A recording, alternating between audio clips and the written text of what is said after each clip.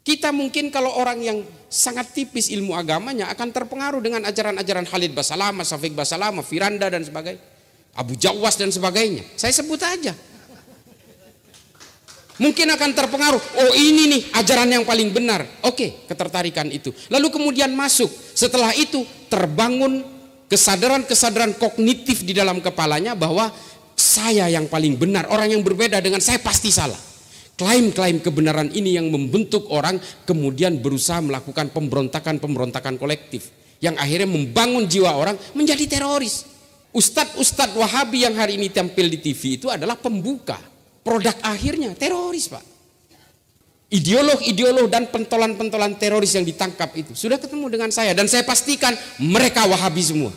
Jadi kalau saya kemudian berusaha memerangi Wahabi bukan karena perbedaan keyakinan, bukan.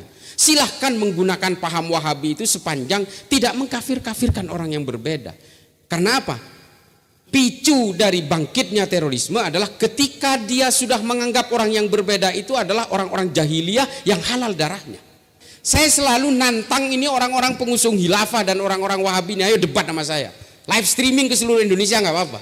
Orang Islam kalau percaya bahwa agamanya ingin maju, maka dia harus memajukan politik Islam abad pertengahan.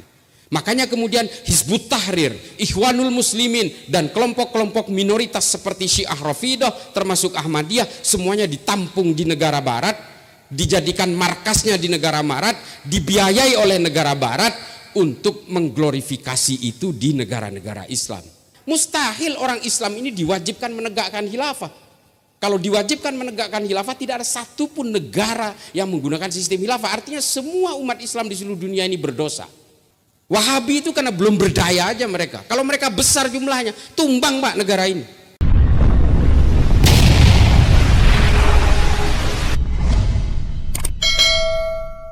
Banyak sekali kitab-kitab yang mengajarkan tentang kecintaan terhadap tanah air, tentang kemanusiaan, al-insaniyah, termasuk juga yang diperbaharui oleh berbagai para penulis Islam ketika postmodernisme seperti Muhammad Iqbal dan juga Fajrul Rahman dan sebagainya. Nah, kemudian apa yang ingin saya ketengahkan dalam hal ini berkait dengan persoalan radikalisme dan terorisme. Di banyak kesempatan saya selalu menuding satu sumber saja. Sumber terorisme di seluruh dunia dan juga di seluruh Indonesia ini sumbernya adalah Wahabi Salafi. Ini saya pertegas. Saya tidak gelisah oleh ajaran mereka.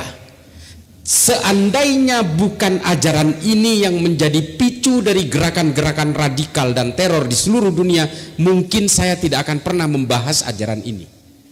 Tapi ketika ini justru menjadi pemantik, menjadi pelatuk dari berbagai gerakan-gerakan terorisme, berbagai gerakan-gerakan yang bersifat kekerasan yang mengatasnamakan Islam, dengan terpaksa saya harus menuding ini. Dari mana ajaran ini? Dan bagaimana kemudian ajaran ini menjadi pelumas dari berbagai gerakan-gerakan radikal di seluruh dunia. Bapak Ibu sekalian, para guru, para kiai, para masyayikh, kebetulan saya ditakdirkan untuk tinggal di Amerika kurang lebih sekitar 4,5 tahun. Ketika 9/11, ketika pesawat ditabrakkan ke WTC di New York, saya ada di sana. Saya merasakan menjadi seorang muslim yang baik-baik menurut saya, yang kemudian saya juga ikut menjadi tertuduh sebagai seorang teroris. Kurang lebih seperti itu. Saya harus wajib lapor sebulan sekali ke Departemen Kehakiman Amerika. Saya membeli tiket juga tidak bisa, hanya karena ulah dari orang-orang Wahabi yang kemudian sebenarnya juga bagian dari korban itu. Orang-orang yang ditangkap oleh Densus jumlahnya kurang lebih 2.141 dari tahun 2000 sampai hari ini. Kalau ingin tahu, 99,9% yang ditangkap Densus ini pahamnya apa? Wahabi, Pak. Wahabi. Saya pastikan Wahabi. Kalau nggak ada yang percaya, ikut saya. Saya pertemukan dengan para tahanan itu di penjara. Ngobrol sendiri. Kamu Wahabi apa bukan? Pasti Pak, sama Pak. Sama-sama mengharamkan maulid, mengharamkan tahlil, mengharamkan tawassul. Sama mereka. Cuma bedanya apa? Ustadz-ustadz Wahabi yang hari ini tampil di TV itu adalah pembuka. Produk akhirnya teroris, Pak. Kita mungkin kalau orang yang sangat tipis ilmu agamanya akan terpengaruh dengan ajaran-ajaran Khalid Basalamah, Syafiq Basalamah, Firanda dan sebagainya, Abu Jawas dan sebagainya. Saya sebut aja. Mungkin akan terpengaruh, oh ini nih ajaran yang paling benar. Oke, ketertarikan itu. Lalu kemudian masuk, setelah itu terbangun kesadaran-kesadaran kognitif di dalam kepalanya bahwa saya yang paling benar, orang yang berbeda dengan saya pasti salah. Klaim-klaim kebenaran ini yang membentuk orang kemudian berusaha melakukan pemberontakan-pemberontakan kolektif yang akhirnya membangun jiwa orang menjadi teroris. Semua prosesnya sama, Pak. Semua teroris yang ditangkap Densus ketemu sama saya. Bukan semua sih, nanti saya bohong lagi. Kurang lebih sekitar 400-500 ideolog-ideolog dan pentolan-pentolan teroris yang ditangkap itu sudah ketemu dengan saya. Dan saya pastikan mereka Wahabi semua.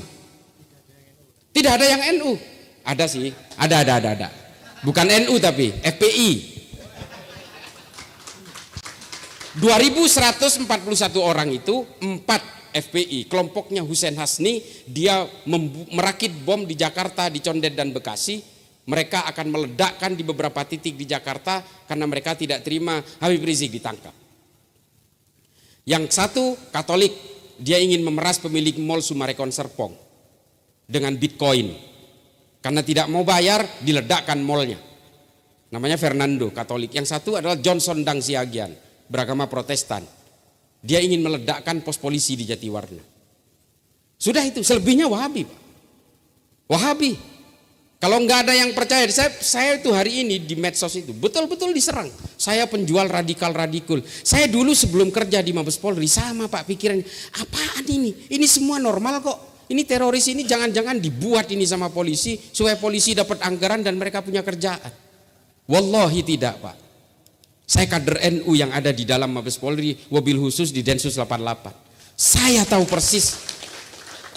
Jadi kalau saya kemudian berusaha memerangi Wahabi bukan karena perbedaan keyakinan, bukan. Silahkan menggunakan paham Wahabi itu sepanjang tidak mengkafir-kafirkan orang yang berbeda. Karena apa? Picu dari bangkitnya terorisme adalah ketika dia sudah menganggap orang yang berbeda itu adalah orang-orang jahiliyah yang halal darahnya. Kalau masih pengikutnya Salafi, Pak, masih belum. Pinter ini. Salafi itu ya Wahabi sebenarnya. Cuma karena Wahabi identik dengan terorisme lalu dirubah namanya jadi Salafi, Salafus Soleh. Mengharamkan ini, mengharamkan itu, mengharamkan bank dan sebagainya. Bank konvensional ini haram, orang kerja di bank dipaksa keluar karena ini riba dan sebagainya. Jualan habatus sauda aja, jadi tukang ojek aja. GoPay apa segala macam, gimana? Padahal Pak, uang kertas yang dipakai jual beli tiap hari ini produknya bank. Kalau naik haji mereka naik pesawat nggak ada yang dibeli lunak, nggak ada yang dibeli kontan, Pak. Itu nyicil pakai bank berbunga semua. Kita kan tahu ini, orang-orang NU kan tahu bahwa fikih itu adalah tabiun menurun. Kalau di atasnya haram sampai ke bawah ya haram terus. Ini enggak, duitnya kertasnya itu, duit kertas itu dipakai setiap hari oleh kelompok ini lalu mengharamkan bank. Munafik namanya. Makanya Darul Iftah dari Mesir menghalalkan bank konvensional. Prinsip dari riba itu adalah ketidakadilan. Riba haram iya, tapi bank konvensional ini kan persoalan tafsir. Nah ini Darul Iftah ini. Nah tapi mereka ngotot, Pak, mereka nggak tahu orang dipaksa jualan habatus sauda, dia nggak tahu bahwa LC-nya, letter of credit impor ekspornya habatus sauda dari Yaman menggunakan bank konvensional juga, Pak. Ini kan aneh orang-orang ini. Tabiut-tabiunnya lupa. Ini mumpung direkam ini. Makanya saya itu selalu gregetan.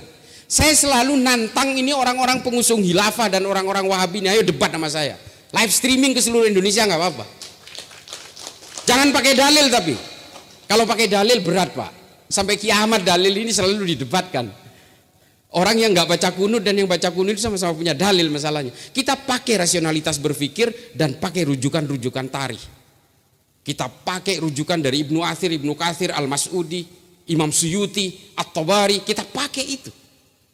Karena apa? Penulis sejarah rata-rata adalah penulis tafsir. Kenapa begitu? Karena disitulah kias-kias itu ditemukan.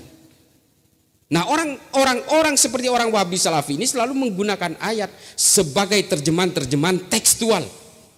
Makanya Pak, teroris itu kalau nggak surat Al-Baqarah ayat 29 dan 41 memang itu rujukannya untuk menghalalkan dirinya melakukan bom bunuh diri. Yaitu rujukannya. Karena semua diterjemahkan secara tekstual.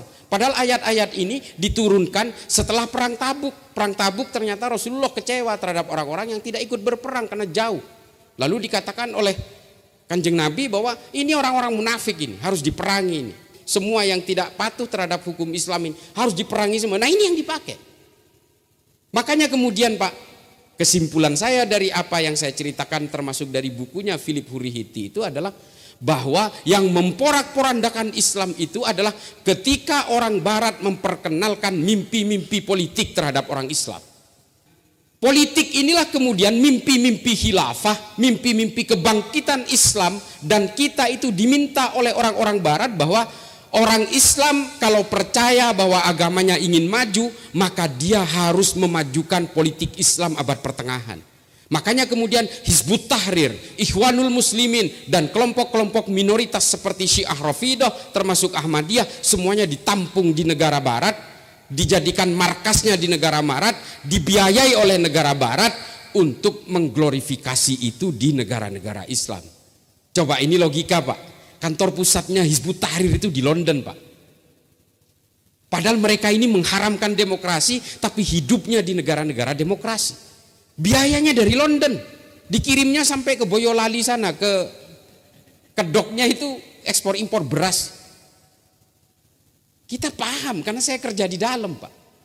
Bagaimana uang mereka itu melingkar lewat Cayman Island, menclok sana, menclok sini. Pada akhirnya jatuhnya ke daerah Boyolali, ke Tegal Gundil di Bogor. Lalu kemudian dicairkan menjadi uang cash dan dikirim lewat kurir-kurir ke pesantren-pesantren Hizbut Tahrir. Ada yang dikirim pakai BNI banking. Semuanya nyaut, tapi apakah kita boleh nangkap itu? Nggak bisa Pak. Undang-undang kita tidak memadai untuk melakukan penangkapan terhadap mereka. Karena undang-undang kita masih berbasis material. Makanya yang dibubarkan organisasinya. Gerakannya apa bisa dibubarkan? Nggak bisa Pak. Kita tidak punya undang-undang seperti Singapura atau seperti Amerika. Singapura punya undang-undang Internal Security Act. Sampai kemudian ada ustadz aktivisnya Ikhwanul Muslimin pun dilarang untuk masuk ke Singapura. Saya tidak menyebut ustadznya. Saya kira sudah tahu semua yang pernah dilarang masuk Singapura. Nggak perlu kita kata ini Ikhwanul Muslimin Pak. Nah ini yang paling bahaya ini. Ini yang memecah belah NU. Karena apa? Dia anti Wahabi. Dia memperbolehkan maulidan, dia memperbolehkan tahlil, dia memperbolehkan haul, dia memperbolehkan ziarah kubur, tapi cita-cita politiknya khilafah. Makanya ketika saya protes terhadap fatwanya dia tentang tafsirnya Imamul Hakim dalam Al-Mustadrak ala Sahihain, saya bantah di YouTube, yang nyerang saya itu santri-santri Sidogiri Pak. Artinya apa? Pemecah belahan oleh ustadz ini di kalangan NU sudah efektif. Saya diserang orang-orang NU juga. Bahkan saya di dalam itu mengatakan mustahil orang Islam ini diwajibkan menegakkan khilafah. Kalau diwajibkan menegakkan khilafah tidak ada satupun negara yang menggunakan sistem khilafah. Artinya semua umat Islam di seluruh dunia ini berdosa. Dan kemudian dikatakan bahwa disohihkan oleh Adz-Dzahabi fatwa ini. Saya katakan Adz-Dzahabi justru protes terhadap kitab ini. Karena Imamul Hakim menulis kitab Al-Mustadrak ini dalam keadaan pikun. Ini masih dipakai hari ini. Dan kemudian fatwa tentang harokah istishhadiyah, penghalalan bom bunuh diri di Palestina. Saya protes lagi. Hati-hati dengan fatwa saya bilang. Meskipun fatwa bom itu dihalalkan di Palestina, tapi Pak jangan salah, pelaku bom di Makassar itu di dalam handphonenya itu ada videonya Ustadz ini ketika berfatwa tentang penghalalan bom bunuh diri di Palestina. Ada di dalam handphonenya Pak. Termasuk dalam pelaku bom Cicendo di Bandung. Ustadz ini di dalam handphonenya. Setelah disedot isinya, videonya Ustadz ini ketika berfatwa tentang harokah istishhadiyah. Bahaya dengan fatwa. Fatwanya Abu Bakar Naji ulama Saudi ketika memfatwakan jihad di Irak dan Suriah dipakai juga di sini Pak oleh para pelaku bom bunuh diri. Fatwa itu tidak mengenal batas. Jangan dihalang-halangi. Ini hanya berlaku di Palestina. Nggak bisa. Teroris di sini menganggap negara ini adalah negara darurat perang. Artinya fatwa itu bisa dipakai di sini. Dan yang ngelawan saya siapa? Santri-santri Sidogiri. Tokoh-tokoh NU garis lurus. Itu yang nyerang saya. Ini para pengkhianat semua ini. NU ini dipecah belah Pak, karena ini tonggak utama Pak. Saya sering mengatakan Syiah itu karena kecil jumlahnya. Kalau besar dia akan memberontak juga di negara ini. Satu negara di Iran itu bikin revolusi kok tahun 79. Ini karena kecil aja mereka nggak belagak di sini. Orang-orang Ahmadiyah juga karena kecil aja jumlahnya mereka nggak melakukan pemberontakan. Wahabi itu karena belum berdaya aja mereka. Kalau mereka besar jumlahnya tumbang Pak negara ini. Tapi ada satu yang mayoritas yang tidak pernah neko-neko dan selalu memperjuangkan NKRI, Nahdlatul Ulama. Ada NU pernah jadi pemberontak di sini? Gak ada Pak. Ideologi-ideologi impor yang ingin berusaha menguasai negara ini selalu menyasar Nahdlatul Ulama. Komunis dulu membantai kiai dan santri NU di Jawa. Setelah kita melakukan perlawanan katanya kita melanggar HAM. Oke, kita diam. Zaman Pak Harto, NU digencet habis-habisan Pak, dicurigai.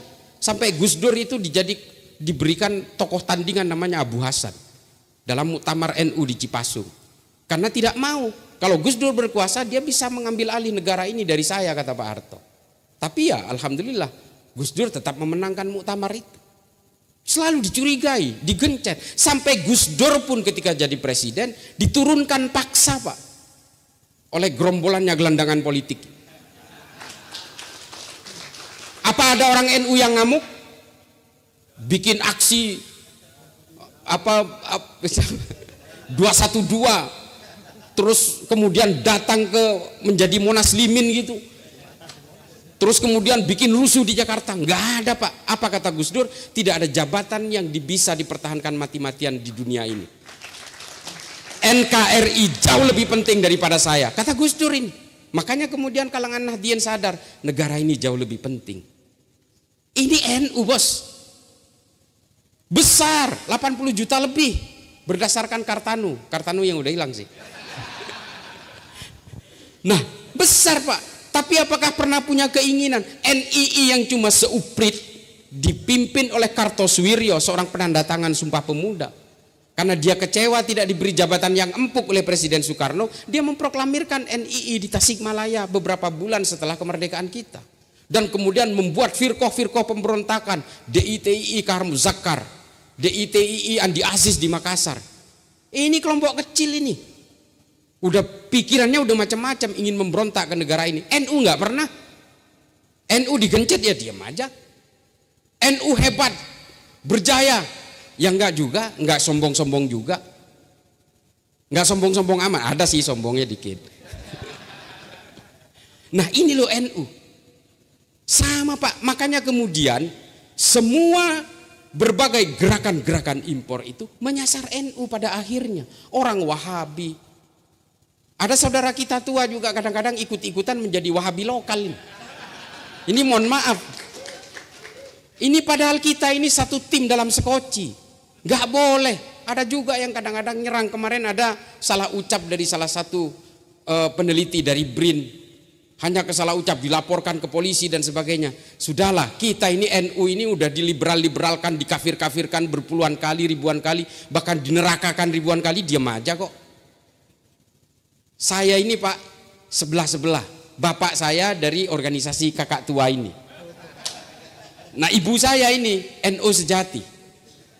Saya lahir sebagai NU karena lahir di kampungnya ibu saya. Saya paham betul Pak. Saya itu ketika bapak saya meninggal itu debatnya itu 1 hari 1 malam sampai seharusnya tahlilan. Akhirnya tahlilannya besoknya. Jadi tahlilan hari pertama itu justru hari kedua. Karena debat dulu dengan keluarga dari bapak saya. Dulu. Sekarang ini tahlilan terus. Saya bukannya esprit de corps atau terlalu fanatik berlebih. Bukan Pak. Karena memang hanya NU yang bisa diandalkan di negara ini hari ini. Besar, terbesar seluruh dunia, terbesar di Indonesia. Tapi kalau nggak ada NU, kalau NU tumbang, Pancasila tumbang Pak, nggak ada apa-apanya. Serius, hanya NU yang mau hidup berdampingan dalam perbedaan. Kita nggak pernah gelisah oleh keimanan orang lain, kita nggak pernah gelisah oleh tafsir-tafsir orang lain, kita nggak sibuk menghitung dosa orang lain. Enggak. Kita enggak pernah menyuarakan kembali kepada Quran dan Sunnah karena kita memang tidak pernah meninggalkan Quran dan Sunnah kok. Nah ini loh, ini pemikiran-pemikiran seperti ini yang hari ini gerakannya apapun pasti nyasarnya ingin merobohkan NU.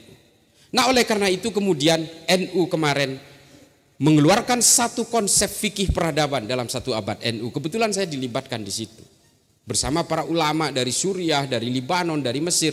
Lalu kemudian kita merumuskan satu pemikiran fikih peradaban bahwa kita harus menolak konsep khilafah. Kenapa? Karena memang ini Pak yang dijadikan boneka oleh Barat untuk membentur-benturkan kita. Umat Islam ini secara historik luluh lantak dedel duel Pak kalau soal politik. Padahal kita selalu gagal dalam politik kecuali Rasulullah. Rasulullah berhasil dalam politik. Setelah Rasulullah wafat, hancur Pak. Mohon maaf, ini saya harus berkata terus terang. Pak, saya belajar sejarah Islam Pak. Setelah Rasulullah wafat, politik kita hancur-hancuran. Kalau dalam Tarikhul Khulafa'nya Imam Suyuti dikatakan Sayyidina Abu Bakar pun wafatnya juga diracun. Kita kan taunya sakit. Tapi Imam Suyuti mempertegas diracun. Sama seperti Khalifah Umar bin Abdul Aziz. Dan kemudian Sayyidina Umar juga dibunuh oleh seorang budak dari Majusi. Tapi Al-Mas'udi dalam Murujuz Zahab mengatakan bahwa konspirasi itu terjadi karena yang berada di belakang budak Majusi ini itu adalah para sahabat juga di Madinah. Tapi nggak pernah diungkapkan. Saya nggak mau mengungkapkan juga. Dan kemudian pembunuhan Sayyidina Utsman dibunuh oleh sesama orang Islam, Sayyidina Ali dibunuh oleh sesama orang Islam, perang Jamal, perang Siffin, perang Hurrah, perang Zab, perang Nahrawan. Ini perang-perang sesama orang Islam. Gara-gara apa? Politik. Ketika di Densus, kalau saya sering mengatakan bahwa apakah gerakan-gerakan radikal ini berdiri di ruang hampa? Tidak. Mereka ini ada yang membentuk, ada yang memfabrikasi. Tapi kemudian apa yang harus kita perbuat? Menyadarkan mereka. Biangnya apa? Ya Wahabi ini Pak. Wahabi ini dibuat untuk memperkuat politik, kekuatan politik kerajaan Ibnu Saud, kerajaan Saudi memang. Tapi akhirnya alat ini dipakai. Ikhwanul Muslimin itu tadinya bukan Wahabi Pak. Ini Hasan Al-Banna, Ahlus Sunnah wal Jamaah. Ketika Hasan Al-Banna meninggal, kemudian diteruskan oleh Said Qutb. Dia membuat 2 tulisan di dalam penjara ketika dipenjara oleh Presiden Gamal Abdul Nasir. Fi Dhilalil Quran dan Ma'alim Fit Thariq. Inilah kemudian yang menginfluen Ikhwanul Muslimin menjadi Wahabi. Nah, ustadz yang ada di sini yang menjadi agennya Ikhwanul Muslimin ini masih memegang terhadap ajaran Hasan Al-Banna, bukan Said Qutb, bukan Muhammad Qutb. Nah, ini yang terjadi. Nah, glorifikasi khilafah ini kemudian digandengkan menjadi 2 firqoh ini, yang satu Hizbut Tahrir, yang satu Ikhwanul Muslimin, diekspor paksa ke negara kita. Ikhwanul Muslimin lebih normatif, Hizbut Tahrir lewat jalur-jalur akademis, tidak jalur kekerasan. Lalu yang jalur kekerasan di mana? Disebut dengan Wahabi jihadis. Wahabi ini ada 3 Pak. Wahabi Hijazi, Wahabi Haroki, Wahabi jihadis. Wahabi Hijazi ini adalah nih ustadz-ustadz tuh yang sok lembut. Sok lembut itu awalnya, tapi akhirnya kelepasan juga. Tidak boleh menyanyikan Indonesia Raya. Nah itu kadang-kadang kelepasan. Nah orang-orang seperti itulah yang Hijazi ini. Haroki adalah orang yang berpolitik, terjun ke dunia politik, terjun ke dunia organisasi. Muhammad Farid Ogbah, Zainun Najah, Anung Al-Hamad, ini udah ditangkap Densus semua nih. Ini berencana membangun sebuah partai politik bernama PDRI. Sebelum dia memproklamirkan partai politik normatifnya, ditangkap oleh Densus. Namanya Muhammad Farid Ogbah, sudah diputus 3 tahun. Saya saksi ahlinya, melawan mereka. Nah ini, makanya saya ini banyak musuhnya Pak. Jangan tenang-tenang, ini mudah-mudahan gak ada yang bawa bom. Naudzubillah min dzalik. Nah ini kemudian yang kita petakan hari ini, bahwa masih ada sel tidur kurang lebih 6.300 orang yang bergerak tanpa diketahui oleh kita. Bisa jadi dia itu jadi tukang bakso, bisa jadi dia itu jadi imam masjid, menjadi DKM, takmir dan sebagainya, jadi marbot, kita nggak ada yang tahu. Yang tahu adalah berbagai gerakan-gerakan intelijen kita. Makanya Pak, kalau untuk urusan di bawah tanah itu adalah urusannya Densus saja. Kita nggak bakal paham. Nah, urusan yang pergerakan yang di atas permukaan ini, inilah yang harus kita lawan semua. Tidak ada BNPT, tidak ada Densus Pak. Perlawanan terhadap mereka ini harus dimulai dari sebuah lembaga negara yang paling penting, Apa namanya? Keluarga, Pak. Inilah lembaga paling penting dalam suatu negara untuk melawan berbagai gerakan ideologi ini. Rata-rata orang yang terpapar terorisme itu adalah orang yang lemah di dalam pengawasan di dalam keluarganya. Dan hari ini medsos, Pak. Nah ini Kiai, medsos harus kuat. Hari ini saya betul-betul adu kebal kalau di medsos. Saya ini dibilang pengusung radikal, kamu cari hidup aja, menjadi penjilat pemerintah, menjadi penjilat polisi. Saya selalu diserang itu. Apalagi saya pernah mendapat tugas untuk harus dipenjara. Saya dibilang kamu penipu, pernah jadi napi dan sebagainya. Matang, Pak, tapi tetap saya harus bergerak terus.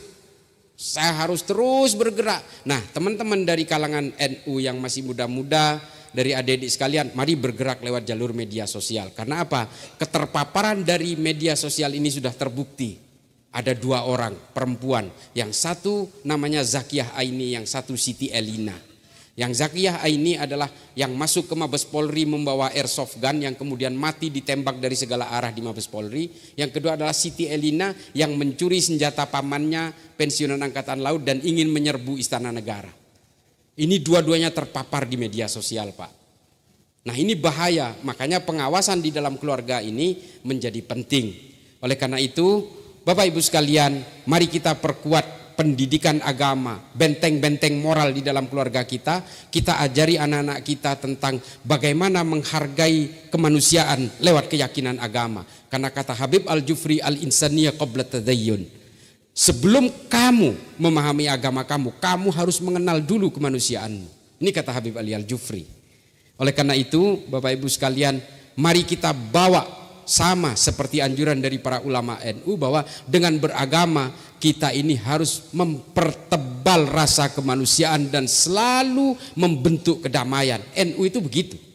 NU itu ya begitu. Makanya kita nggak pernah gelisah oleh orang yang mau nungging-nungging, mau ngapain, nggak pernah, Pak. Tapi kalau dia ketika sudah membuat ulah untuk beraksi dalam kekerasan, NU ya harus tampil. Coba Rianto di Mojokerto, Allah yarham. Coba bayangin NU, terus masih juga dibilang ini pasti masuk neraka karena menyelamatkan orang di gereja. Bukan, Pak, ini kemanusiaan. Saya ke Afrika berkali-kali, saya ke daerah konflik di Afrika. Saya menemukan bagaimana menjadi Islam di Afrika itu nggak mudah. Masuk ke masjid harus noleh-noleh. Karena apa? Kita takutnya lagi sholat itu diberondong oleh tembakan di belakang, karena masjid yang saya masuki masjidnya pemerintah. Kalau saya masuk ke masjid yang salah, masjidnya pemberontak, kita bisa diberondong oleh pasukan pemerintah. Sama-sama Islam, Pak. Sama-sama Islam, sama-sama Wahabi lagi. Somalia itu satu negara Wahabi semua, tapi masih berperang. Apa yang membuat mereka berperang? Cita-cita politiknya berbeda. Makanya politik ini kemudian yang dibangun oleh negara barat untuk membentur-benturkan orang antara Islam dan Kristen, Kristen dan Hindu, Hindu dan Buddha dan sebagainya. Bahkan Islam sesama Islam, bahkan NU sesama NU pun kita dibiarkan untuk berantem gara-gara politik. Cebong kampret lah, buzzer RP kadrun istana lah, apalah namanya itu. Ini kan karena kita terjebak dalam berbagai framing-framing politik. Sesama NU loh. Saya tadi udah bilang, saya memprotes fatwa yang kejam pun, yang melawan saya itu ada. Sekarang udah ditangkap karena meniduri santrinya. Namanya Fahim Mawardi. Itu paling brutal ke saya itu. Habis-habisan, 6 kontennya di dalam akun YouTube-nya itu khusus membantai saya. Saya dibilang kafir lah, liberal, zindik lah, apalah, fasik segala macam. Dia sendiri yang amoral. Ya sudahlah, Allah bertindak. Nah, oleh karena itu, Bapak Ibu sekalian, saya harapkan mari jaga NU ini sebagai tonggak utama negara ini. Mari kita jaga, bukan karena kita fanatisme buta terhadap NU, bukan, Pak. Karena andalan negara ini hanya NU satu-satunya. Adalah satu dua lah dari abang kita itu. Abang kita itu ada yang bisa kita andalkan lah. Tapi ada juga yang justru menjadi pengkhianat menurut saya bagi negara ini. Masih juga menginginkan khilafah kok. Masih. Nah, ini gambaran dari kita semua bagaimana kemudian radikalisme itu terbentuk, aksi terorisme itu terbentuk, dan bagaimana mereka berdiaspora, bergerak dan sebagainya, dan kenapa kemudian menyasar NU. Saya kira itu nanti ada tanya jawab ya. Pak Moderator, terima kasih. Akhiran ihdinas siratal mustaqim, wallahul muwaffiq ila aqwamit thoriq. Wassalamualaikum warahmatullahi taala wabarakatuh. Waalaikumsalam warahmatullahi wabarakatuh.